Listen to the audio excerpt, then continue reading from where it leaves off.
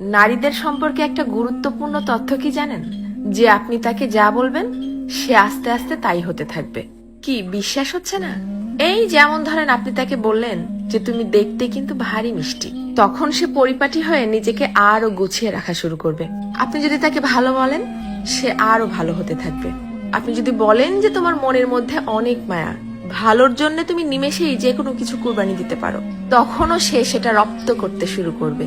কিন্তু যখনই আপনি তার খুঁত ধরা শুরু করবেন, তার ছোট ছোট ভুলগুলোকে বড় বানিয়ে তাকে সবার সামনে অপমান করে ছোট করবেন, সে এটা পারে না, সে ওটা করে না, সে একজন বেয়াদব, সে একজন অসভ্য, মুখে মুখে তর্ক করে, সে একজন মারাত্মক রাগী, তেজি, জিদ্দি মহিলা, এ ধরনের কথাগুলো যখন তাকে কষ্ট দিয়ে বলবেন, সে কিন্তু আস্তে আস্তে তাই হতে থাকবে। কারণ তখন সে ইতোমধ্যেই জেনে গেছে যে আমার আর ভালো কিছু প্রকাশ করার মতো কিছু নেই।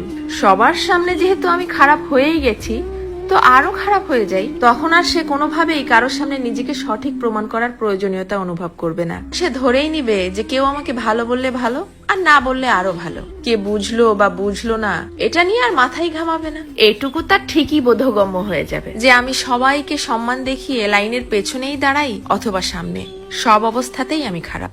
আর এভাবেই আস্তে আস্তে আপনি তাকে হারিয়ে ফেলবেন। আর একজন নারী কখনোই একদিনে বা একটা কারণে নিজেকে সরিয়ে নেয় না, এর পেছনে থাকে কোটি কোটি কারণ। এর জন্যই কথাই আছে না যে কথাতেই জয় আবার কথাতেই ক্ষয়। কারো ভুল ধরিয়ে দিতে হয় একান্তে, সবার গোপনে। আর কারো প্রশংসা করতে হয় তাকে সামনে রেখেই সবার সামনে।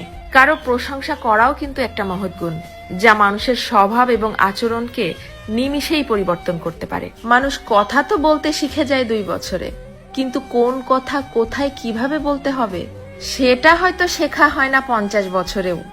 এটাও কিন্তু মানুষের জীবনের একটা বড় ব্যর্থতা।